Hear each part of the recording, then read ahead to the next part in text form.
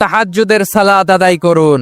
বছরের অন্য সময় উঠতে পারি না, অনেকে বলে হুজুর উঠতে পারি না, কিন্তু রমাদানে সাহারি খাওয়ার জন্য তো উঠাই লাগে। কি বলেন? আল্লাহর হাবিব বলেন তাসাহহারু ফা ইন্না ফিস সাহুরি বারাকা, তোমরা সাহারি খেও, কেননা সাহারির ভেতরে বরকত ঢুকায় দিয়েছে কে? একটা খেজুর, এক গ্লাস পানি খেলো, সারা দিন আপনাকে তরতাজা রাখে কে? তো সাহারির জন্য যেহেতু উঠতেই হয়, সাহারি খাওয়ার আগে বা পরে 2 রাকাত 4 রাকাত তাহাজ্জুদ পড়া যাবে না?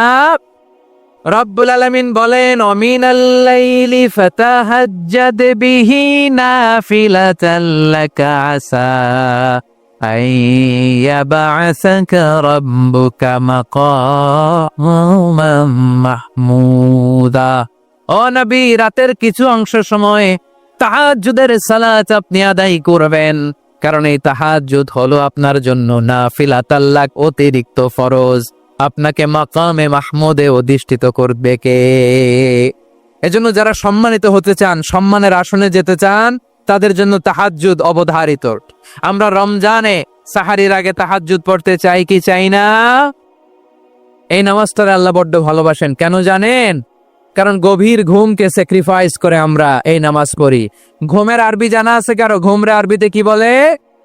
অনেকগুলো আরবি আছে। একটা আরবি হচ্ছে নআস, তন্দ্রা, তন্দ্রা, আমানাতান নআসা কোরআনে এসেছে।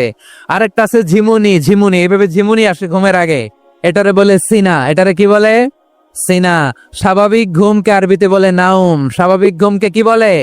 এই সিনা আর নাউমকে আল্লাহ এক আয়াতে এনেছেন, লা তাখুযুহু সিনাতু ওয়ালা নাউম। আল্লাহর তন্দ্রা নাই, ঘুম নাই, ঘুমের আগে যে তন্দ্রা আছে ওইটাও নাই। তাহলে নআস, সিনা, নাউম পেলাম। আরেকটা ঘুমের আরবি হচ্ছে হুজুদ। এটা মাঝরাতের ঘুম, শেষ রাতের ঘুম, যেই ঘুমটা বড্ড মজা লাগে। কাঁথা টেনে টেনে, ব্ল্যাঙ্কেট টেনে টেনে আরেকটু ঘুমাইতে মন চায়, আরেকটু, আর 1 মিনিট, আর 2 মিনিট, এরকম একটা মজার ঘুম শেষ রাতে আছে না নাই?